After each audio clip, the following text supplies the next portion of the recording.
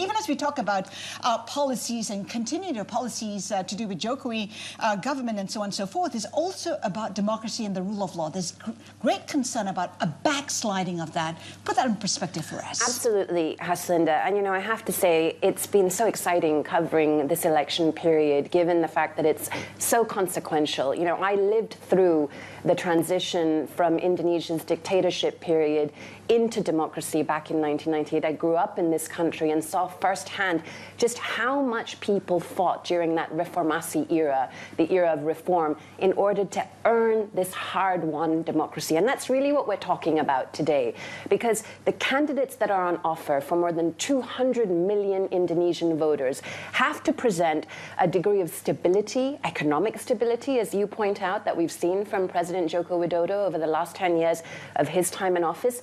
But also people are looking for a sense of identity and belonging. And what does it mean to be part of Indonesia in this new age with geopolitical concerns, the relationship with China and the United States, of course, but as well at a time when Indonesia is finding its own voice as a member of the Global South. And all of those things really very much on the table today, on the agenda. But ultimately, this comes down, like elections everywhere, to what people want from their next leader. And it's been really interesting speaking to some of the voters, particularly as I've been, out and about at the rallies over this weekend.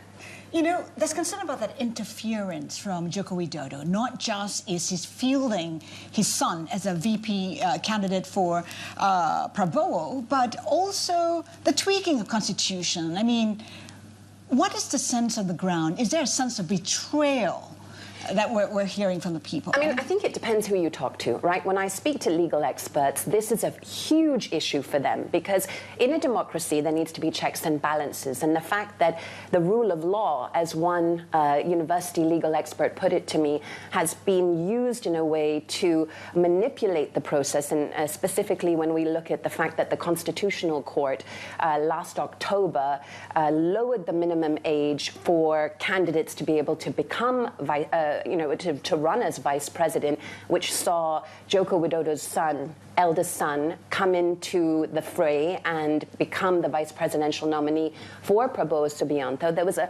lot of controversy about that decision, particularly because Jokowi's brother-in-law was the person in charge of the Constitutional Court making the decision at the time. That raises a lot of concerns for people, particularly those who've lived through the Suharto era, the former dictator who ruled Indonesia for 32 years. And he was seen as somebody who presided over this era of what is known as KKN in Indonesia, corruption, collusion, and nepotism. People don't want that back. But speak to the younger generation, Has. And I was out at these rallies, and they're boisterous, festive occasions, right? Like really proper festivals of democracy.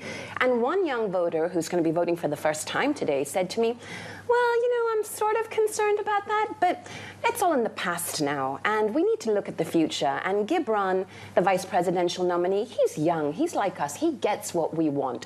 And I think there is that generational divide, the Indonesia of the past and the Indonesia of the future. But we're seeing the past coming back. When Jokowi came to power, people touted him as the first non-elite, non-military, someone not from a political dynasty, yet he's leaving a legacy of political dynasty. Yeah, how times have changed, right? You and I were out in 2014.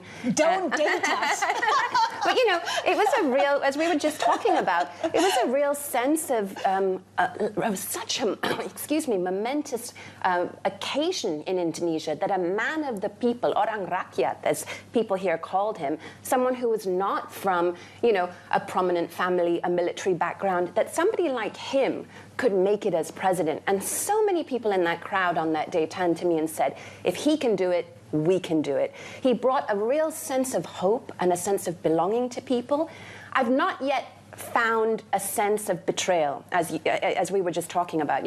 If you look at approval ratings for Jokowi, they're really high. They're enviable. I think a lot of politicians around the world would want an 80% approval rating. This particular issue with his son has definitely damaged him. But we'll have to wait for the results to come through to see how much it's really damaged. Yeah, in the end, stability has returned. There is growth. People have jobs for the most part. And unemployment rate is quite low at about 5%. Karishma, Vaswani there.